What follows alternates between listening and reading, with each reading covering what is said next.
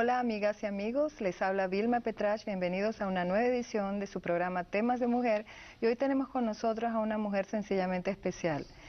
Yo invité a María de Los Ángeles Serrano López, alias Malele, como te conoce todo el mundo, porque ella tiene una extraordinaria historia que realmente inspira a todas las mujeres que nos puedan estar escuchando, que son madres o que han atravesado por situaciones difíciles en sus procesos de aprendizaje. Vamos a saber por qué, pero además porque es una extraordinaria maestra de niños muy especiales, que son los niños autistas. Bueno, bienvenida Malele, gracias por estar con nosotros. Gracias por haberme invitado. Bueno, tienes una historia espectacular. Bueno, además que debo decir que tu currículum es sencillamente maravilloso, impresionante, una scholar, tú eres una estudiosa del tema del aprendizaje para niños especiales y también tu carrera original era adquisición de enseñanza de segundas lenguas, ¿correcto? De más está decir que Malele además habla, ¿cuántos? ¿5 idiomas? Seis idiomas, eres políglota. Nos va a dar esa historia muy interesante porque además habla japonés, eso es bien interesante. Pero quisiera que habláramos de ti. ¿Qué te hizo orientarte a un área tan especial? Primero la enseñanza de segundas lenguas, que siempre es un arte también, porque es meterse en la cultura, no es solamente aprender la técnica, sino meterse en la cultura de otra sociedad y comprenderla, pero además en la enseñanza de niños especiales. Bueno, yo creo que yo empecé con los segundos idiomas porque yo soy muy habladora y soy muy sociable, ¿verdad? Y yo desde pequeña, yo fui a un colegio alemán en Caracas, entonces ahí había un montón de niños de todas las nacionalidades. Y tuve la buena fortuna de empezar con el alemán desde muy joven. Y después vino el inglés y así sucesivamente.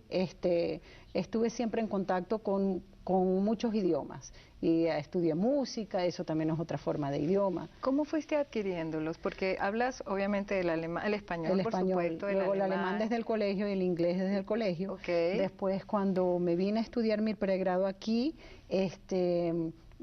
solamente de ver un mapa de Latinoamérica, dije, bueno, pero Brasil ocupa la mitad, así que me voy a estudiar portugués y me estaba estudiando en Georgetown y ahí todo el verano. ¿Y eres perfectamente bilingüe en todos estos idiomas? Perfectamente, ¿verdad? No, porque uno va perdiendo, claro, eso es una de las características, ¿no? Claro. Pero me pones en un ambiente y ahí me bandeo. El italiano lo aprendí porque estuve casada con un italiano venezolano y porque en mi casa había mucho contacto con gente italiana y es un idioma maravilloso.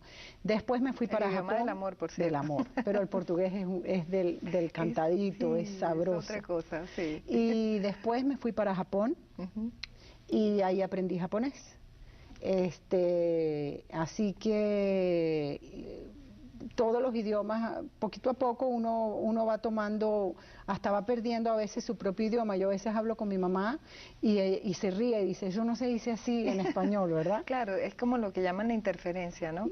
Cuéntame una cosa, ¿y cómo descubriste ese talento especial tuyo para las lenguas, por ejemplo?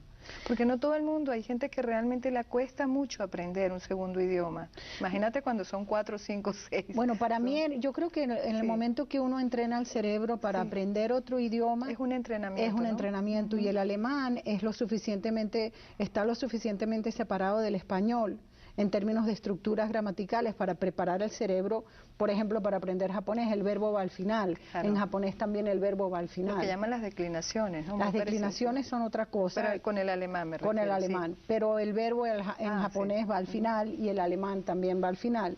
Entonces, y como he andado por muchas partes del mundo, pues no me ha tocado otra que tener la buena fortuna de aprenderlos en esos lugares.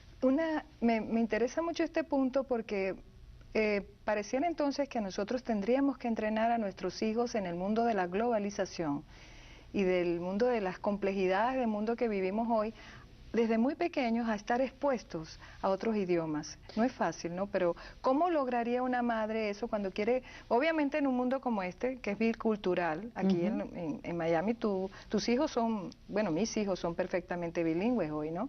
Yo soy la que ahora hablo un broken, yo antes sabía inglés, ahora no, ellos me lo corrigen constantemente, pero ¿cómo haces tú para entrenar desde el principio, sobre todo a las familias de inmigrantes que nos están viendo, a que la necesidad de tener ese segundo idioma y cómo exponerlos desde el principio los niños están expuestos, pero los adultos, que además tienen que pasar por todo ese proceso de adaptación.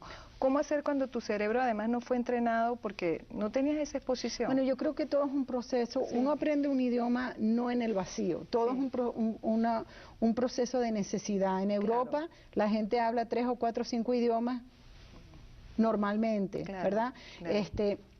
El problema fundamental es que cuando no existe la necesidad de comunicarse en ese idioma, la gente no se esfuerza y el cerebro es bastante inteligente para escoger la vía más fácil. Y también se vuelve perezoso si uno no lo entrena. Tú tienes una historia además muy particular. Yo quisiera que habláramos de la dislexia, como situación personal y cómo esto te inspiró a lo que eres hoy, una profesora de niños autistas. Ok, yo descubro específicamente que soy disléxica en base a lo que Ron Davis, y traje una foto de él, que escribió el libro del don de la dislexia, define como una capacidad de flexibilidad sensorial, ¿verdad? Y capacidad de desorientar. Él es Ron Davis, ¿no? Él es Aquí Ron lo Davis. Tenemos en pantalla. Él vive en San Francisco. Cuéntanos un poco quién es él, porque tú me dijiste que él además era disléxico y autista. ¿Verdad? Él es una persona, aquí tenemos su libro, ¿no? Uno de sus libros, él escribió The Gift of Dyslexia. Y existe en español, que se llama El don de la dislexia. Entonces, cuando yo lo conozco a él, yo empiezo a entender, y realmente se lo recomiendo, está en español a las madres para que lo lean, porque Vamos lo que el libro en pantalla existe en español. Existe en español como El don de la dislexia, pero no lo pude encontrar. Muy bien. A cada persona que se lo he dado empieza a ver que como todo en la vida, todo tiene una cara y un en vez. Entonces, lo que resulta una discapacidad a cierto nivel es un don en el otro. Entonces, hasta que yo no conocí a Ron y su teoría y la estudié, y de hecho, mi tesis doctoral es en explicar por qué una de las partes de la metodología es trabajar en modelos tridimensionales con plastilina. Y de hecho aquí está publicado mi disertación en este libro que salió recientemente. Y, ¿cómo se llama tu libro? El libro se llama Teoría Sociocultural y las enseñanzas de segundos idiomas. Es un capítulo dentro del libro, ¿no? Entonces, cuando yo le pregunto a Ron, y tú me preguntaste, disculpa, Ron es una persona que hasta los 12, 13 años vivía totalmente sumergido en su mundo, no hablaba hasta que apareció una terapista de lenguaje que descubrió que podía hablar. Entonces él empezó a desarrollar lenguaje y estuvo aquí 13 años sin hablar, incomunicado. Entonces esta persona tan espectacular, hay una historia maravillosa en la cual él va a pedir un trabajo a la NASA como janitor, ¿no? Y allí ahí le hacen exámenes de IQ a todo el mundo. Entonces él lo llaman y le hacen un examen y le dice, venga mañana. Entonces, venga pasado mañana. Y al final tenía un average de más o menos 160 y un average. Y simplemente le dijeron, sí, tenemos un trabajo para usted, pero por favor, aquí tiene usted un montón de gente, póngase a crear lo que usted quiera, ¿no?